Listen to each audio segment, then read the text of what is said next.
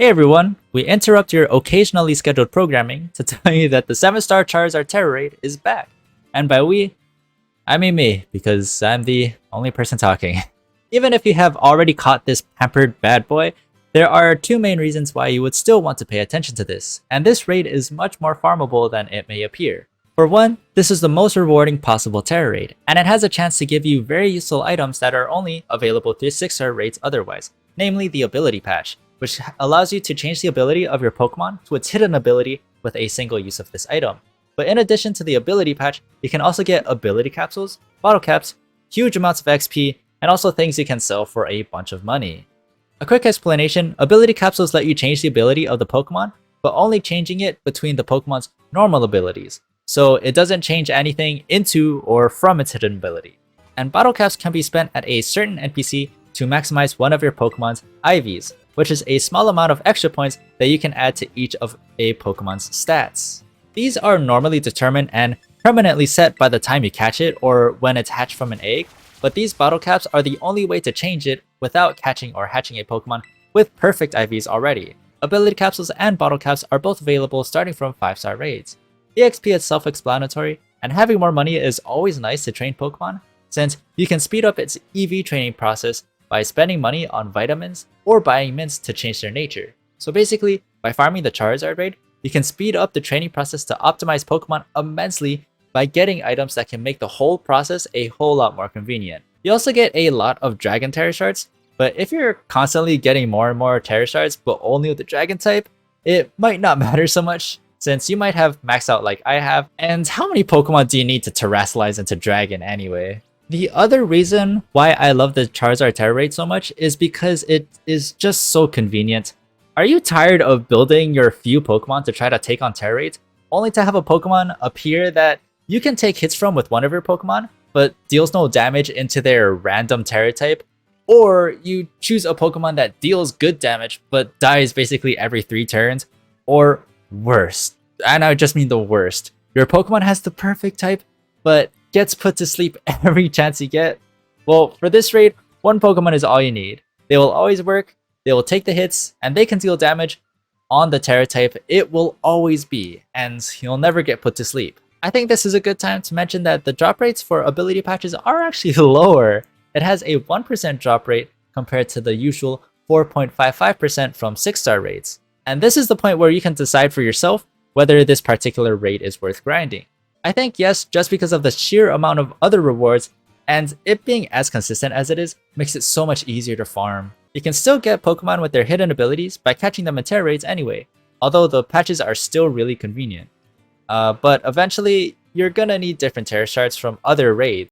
I have heard other people using Dachsbun or Azumarill to attempt this raid, and the general idea is that Dachsbun, with its ability that absorbs fire types, attacks, and boosts its defense from it, in combination with its fairy type, it will be immune to the majority of Charizard's attacks, which are fire and dragon type.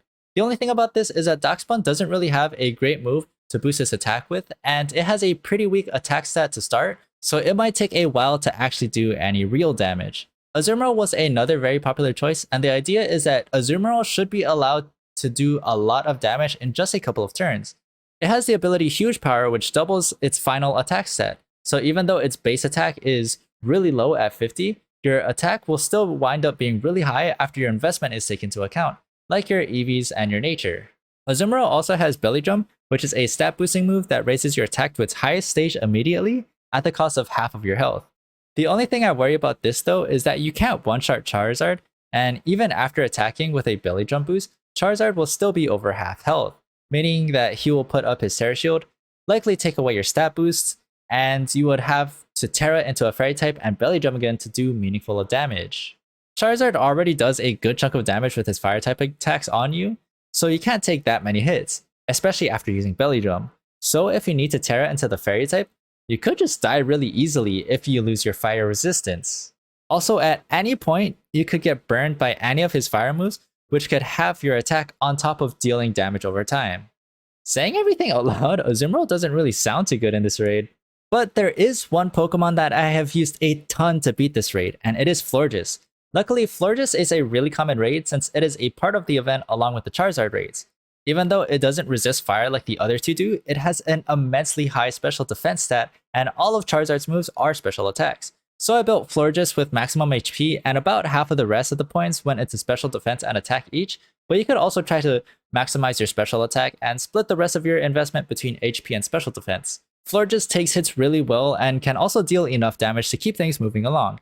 I like to use Calm Mind before I start attacking to make myself beefier and raise my damage for when I do attack.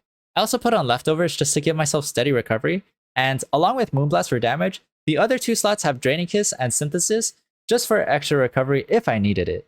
If you get burned, confused, or crit, it's a little unfortunate, but none of those things should kill you with your bulk and sustain. I also forgot that Flutter Mane actually had a lot of special defense on top of having a lot of special attack, and it also has all of the moves it needs. Just like Florges, it can use Moonblast, Calm Mind, and Draining Kiss. It doesn't have Synthesis, but it can use Wish if it needs to recover. After hearing how popular Flutter Mane was for this raid, I tried it this time too, and it performs really similarly to Florges.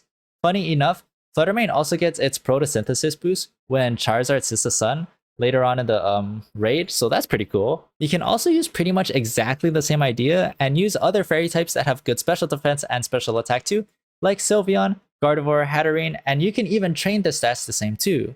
I didn't try these three myself, but they pretty much have all of the good stuff as the ones I use, but Hatterene might just be the weakest among them. Even so, should still be better than most other options. They can all use Calm Mind and Draining Kiss, but their main damaging moves are going to be a little different. Sylveon would use Hyper Voice with its hidden ability Pixelate, Gardevoir would use Moonblast, and Hatterene would use Dazzling Gleam. I recommend equipping these Pokemon with Leftovers, but you can also use an Expert Belt in case you wanted to boost your damage slightly with no drawbacks. Sylveon could use Throat Spray, but the offensive buffs you get from this would be cleared when Charizard removes your stat changes. I recommend Leftovers more, since if you Calm Mind enough, you're going to be bulky enough that Leftovers is going to fully heal you, and you don't have to waste turns recovering health. The reason why we're looking for Fairy types mostly is just because it is the best type to use against Charizard's Dragon typing. If we brought in Dragon types, it would get super effective by his Dragon type attacks, and if we were Ice type, we could just get melted by the Fire type attacks.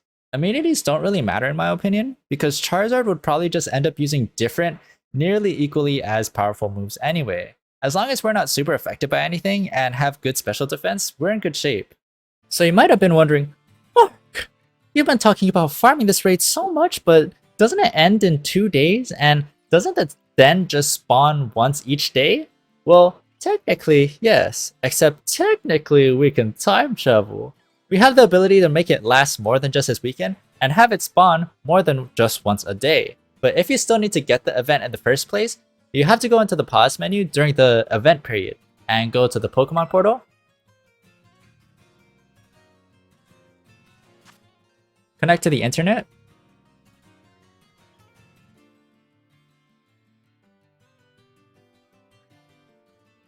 And go to mystery gifts. And then if I remember correctly, your Tera raids update when you check the news. After you get the Tera raids, you're gonna want to disconnect from the internet.